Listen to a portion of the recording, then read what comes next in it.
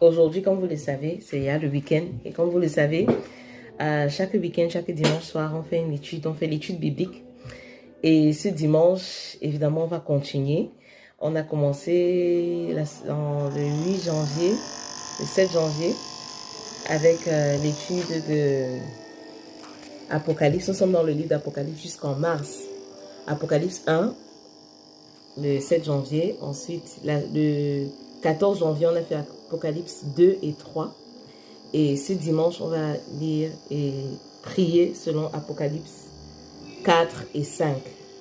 Donc, comme vous le savez, selon la dernière vidéo, il y a une promesse particulière dans le livre d'Apocalypse. C'est que ceux qui lisent sont bénis. Il y a une bénédiction particulière pour ceux qui lisent ce livre. Et une bénédiction particulière pour ceux qui entendent, qui écoutent. Pas ceux qui comprennent, ceux qui écoutent ce qui est écrit dans le livre. Et pour ceux qui mettent en pratique ce qui est écrit dans ce livre. Donc, cette semaine encore, je voudrais te bénir. Je voudrais vous bénir. Toi qui m'écoutes, je vais te bénir. Je vais te permettre d'entendre, de te connecter à la bénédiction de ceux qui entendent ce qui est écrit dans le livre d'Apocalypse. Donc, je vais lire chapitre 2, chapitre 3.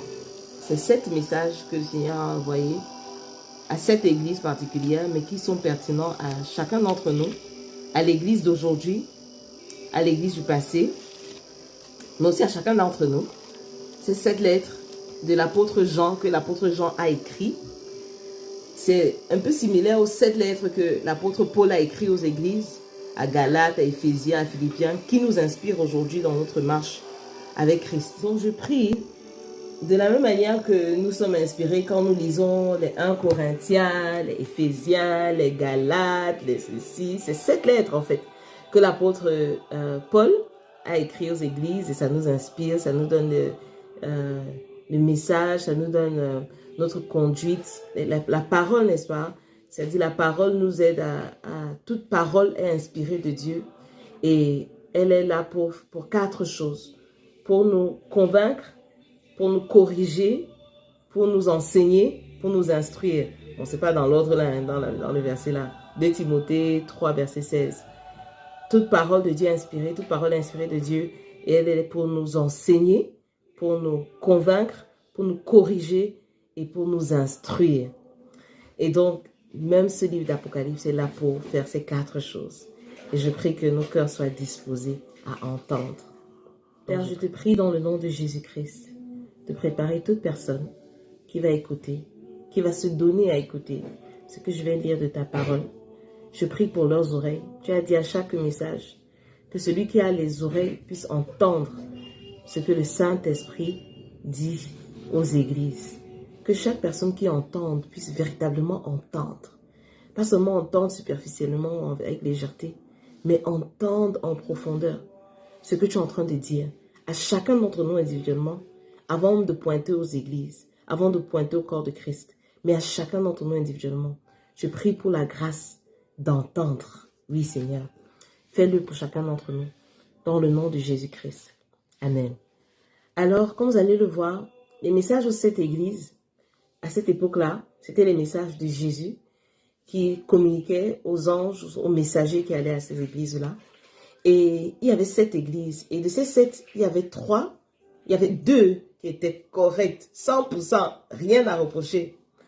Il y avait 3 qui étaient mélangés entre l'église, le monde, l'église, tel Dieu et d'autres dieux. Et il y a 2 que vraiment, il a dit que vous avez une dème. Vous avez une dème. Vous avez gaffé. Mais, ce qui est intéressant, c'est que dans chaque lettre, il y a un certain chemin qu'il utilise. Et j'ai segmenté ça en 7. Vous voyez mes notes. Ah, la parole de Dieu est sucrée, c'est sucré, c'est sucré. Il faut aimer la parole. Il faut aimer la parole. Et il a divisé ça en 7. Donc, on va voir là le Seigneur Jésus en 7 étapes. Il va se présenter qui il est, la révélation de Jésus. Ensuite, dans ce passage, il va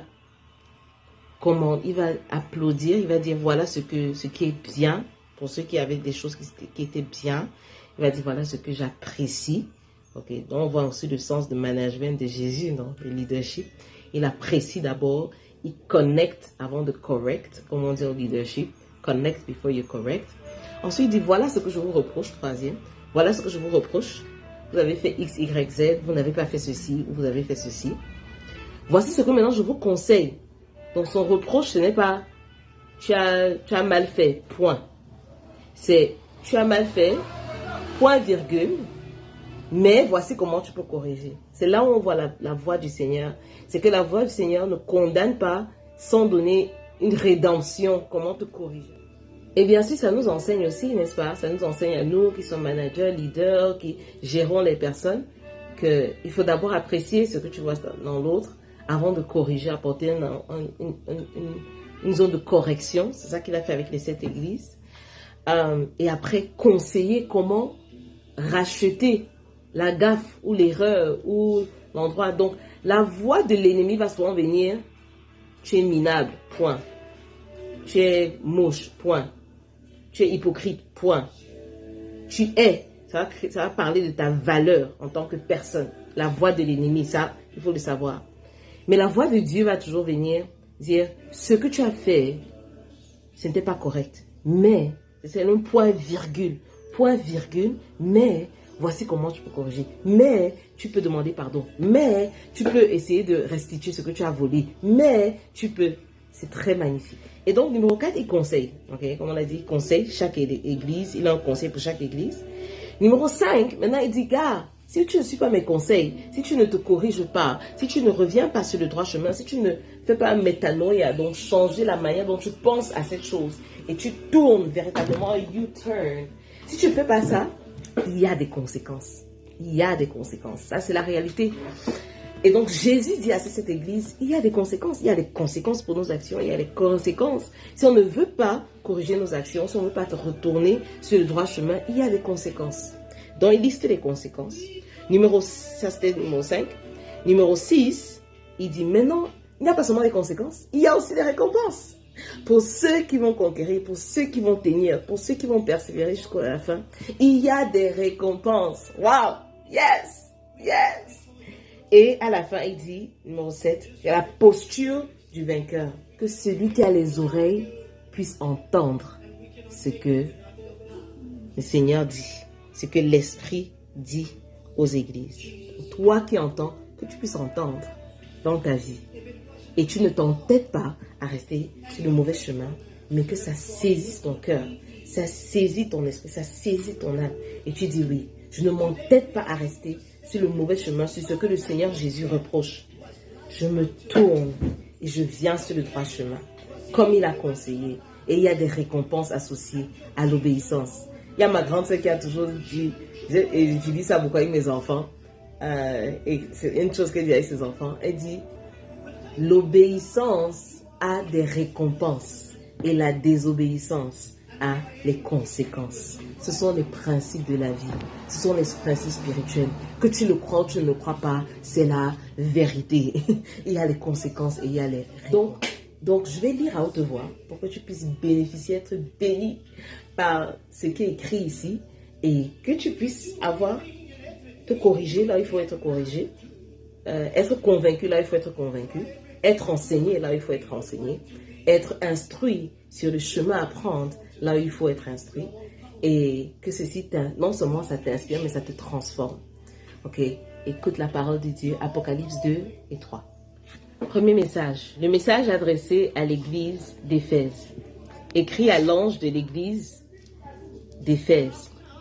Voici ce que déclare celui qui tient les 7 étoiles dans sa main droite et qui marche au milieu des 7 lampes d'or, au milieu des églises.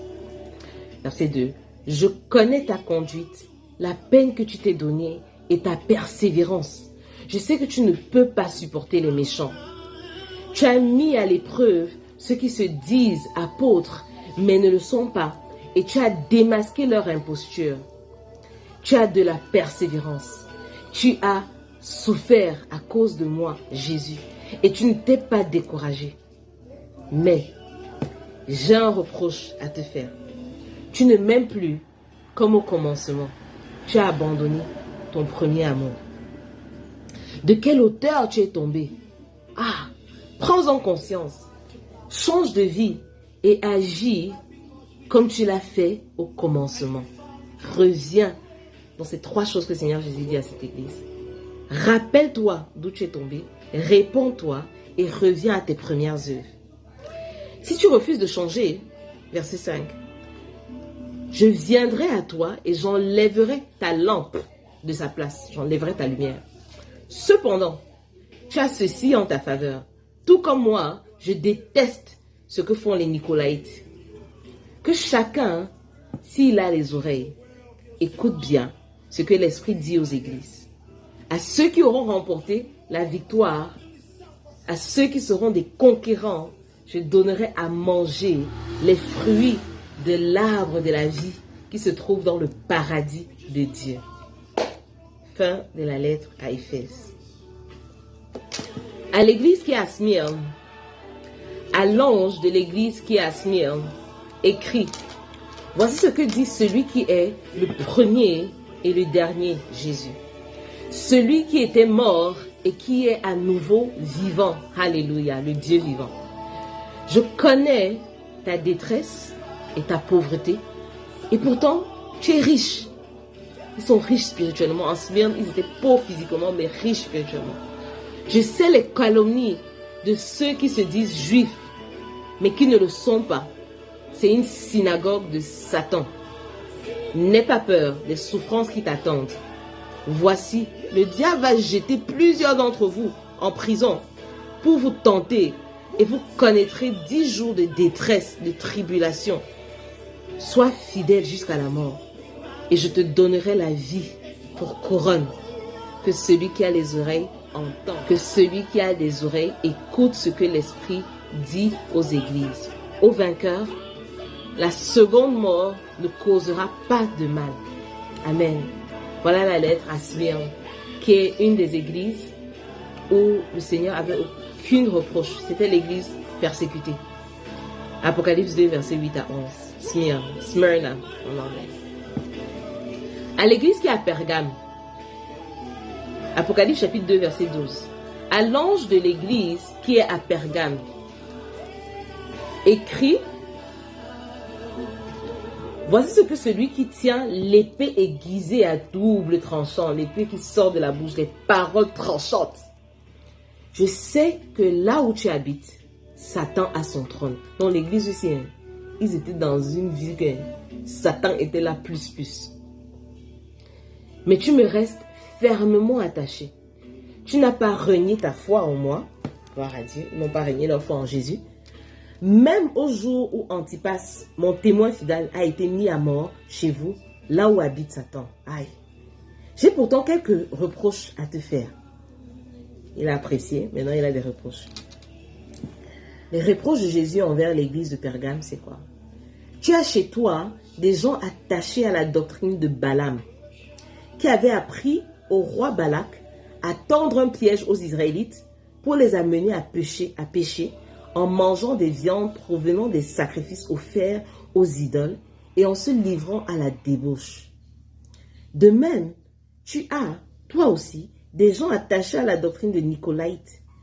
Change donc, sinon je viens à toi sans tarder et je vais combattre ces gens-là avec l'épée qui sort de ma bouche. Que celui qui a des oreilles écoute ce que l'Esprit dit aux églises. Au vainqueur, je donnerai la manne cachée et une pierre blanche. Si cette pierre est gravée un nom nouveau, que personne ne connaît sauf celui qui le reçoit. Amen. Ah, gloire à Dieu. Maintenant, 4e église. À l'église qui est à Thyatire, en anglais c'est Thyatira. Ici, le Seigneur Jésus se présente comme celui qui voit tout et qui perçoit tout. À l'ange de l'église qui est à Thyatire, écrit, voici ce que dit le Fils de Dieu, dont les yeux sont comme une flamme ardente et les pieds comme du bronze. Je connais tes œuvres. Il commence en disant, je connais tes œuvres. Dieu voit et il connaît nos œuvres. Je connais tes œuvres. Je connais ton amour. Je connais ta fidélité. Je connais ton service et ta persévérance. Waouh! Félicitations. Je sais que tes dernières œuvres sont plus nombreuses que les premières. Pourtant, j'ai un reproche à te faire. Tu laisses cette femme Jézabel, qui se dit prophétesse, égarer mes serviteurs en leur enseignant à participer. Oui, il continue. Tu laisses cette femme Jézabel permettre d'égarer mes serviteurs en les enseignant les cultes des idoles et en se livrant à la débauche, à l'immoralité sexuelle et en mangeant les viandes des sacrifices, les viandes sacrifiées aux idoles. Verset 21. Je lui ai laissé du temps. Jésus a laissé du temps à Jézabel. Je lui ai laissé du temps pour qu'elle change, pour qu'elle se répande. Mais elle ne veut pas renoncer à son immoralité. Elle ne veut pas se repentir. J'ai donné un temps de grâce pour qu'elle se répande. Mais elle ne veut pas. Voici donc, je vais la jeter.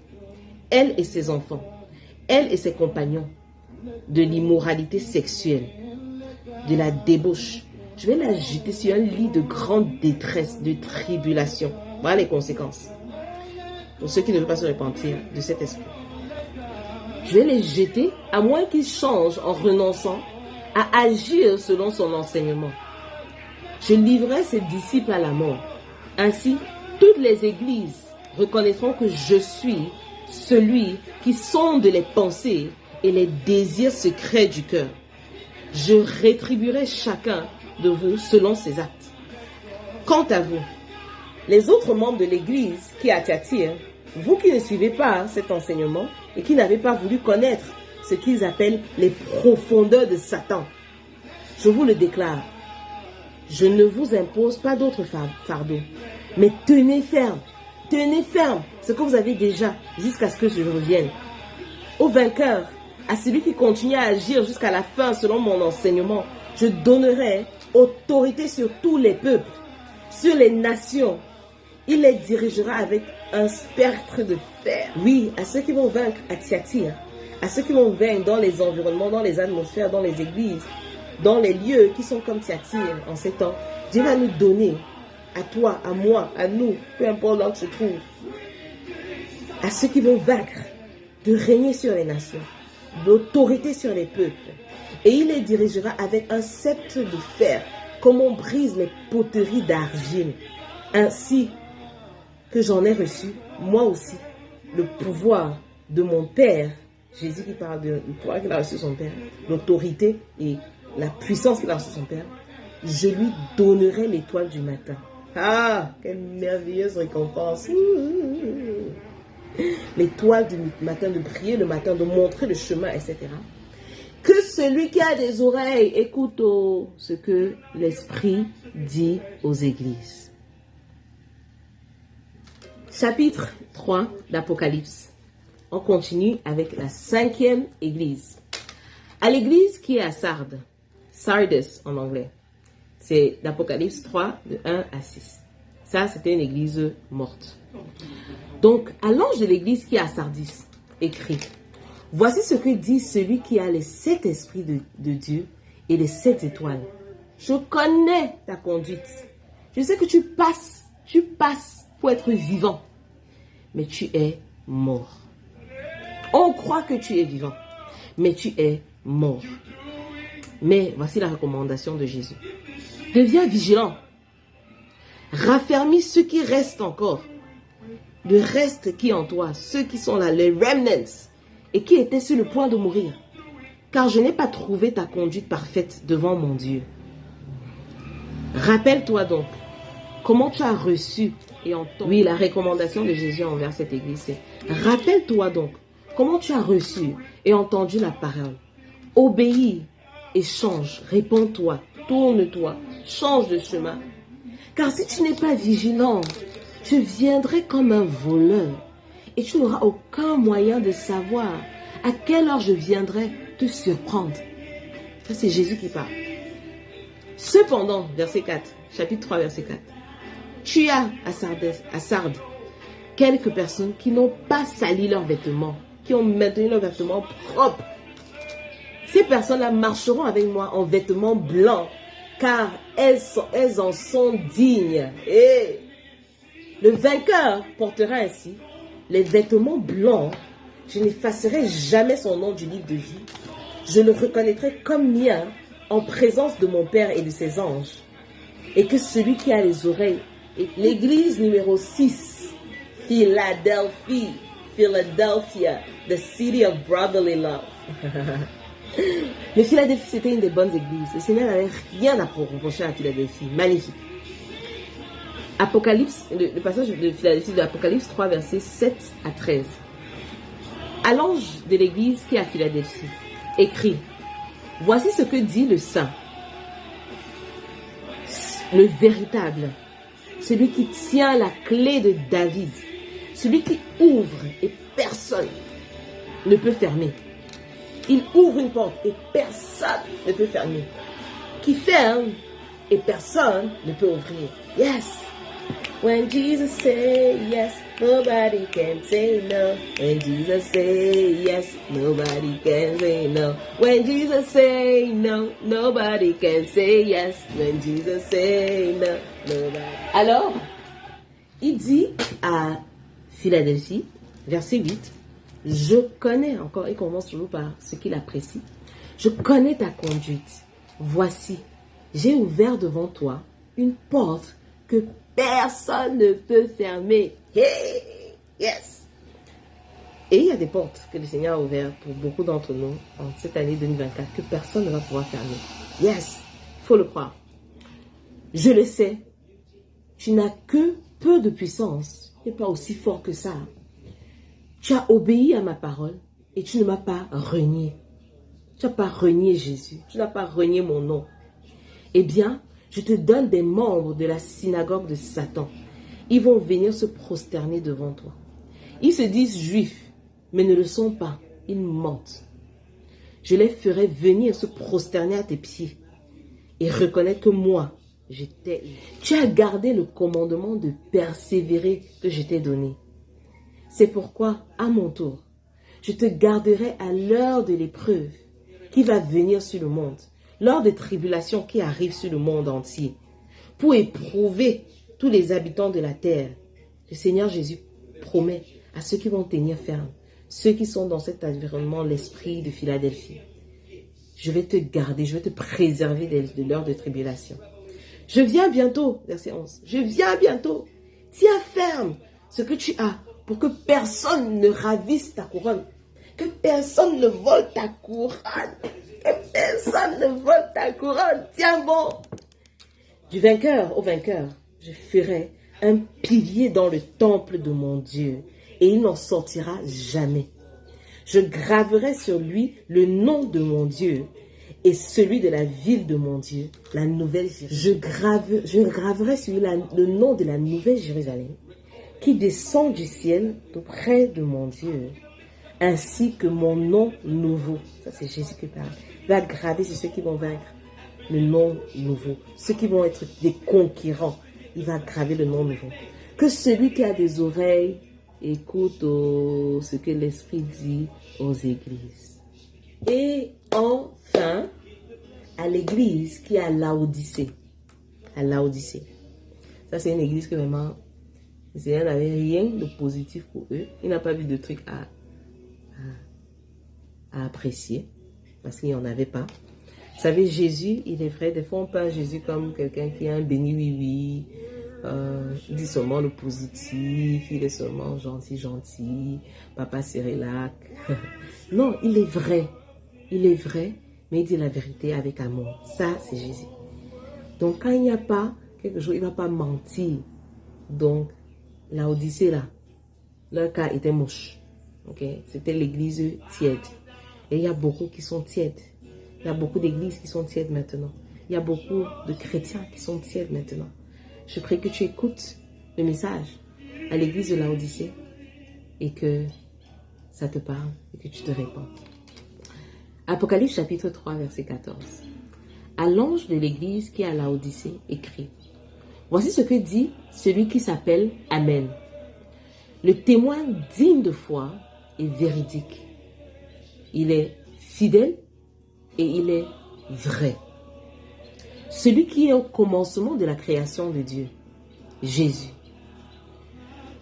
Je connais ta conduite et je sais que tu es ni froid ni bouillant. Ah, si seulement tu étais froid. Ou si seulement tu étais bouillant. Mais puisque tu es tiède, puisque tu es ni froid, ni bouillant, je vais te vomir de ma bouche. Parce que tu es ni froid, ni bouillant, tu es tiède. Tu dis, je suis riche, j'ai amassé des trésors, je n'ai besoin de rien. Et tu ne te rends pas compte que tu es misérable. C'est Jésus qui parle.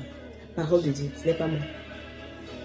Il dit, à toi qui dis, je suis riche, j'ai amassé des trésors, je n'ai besoin de rien.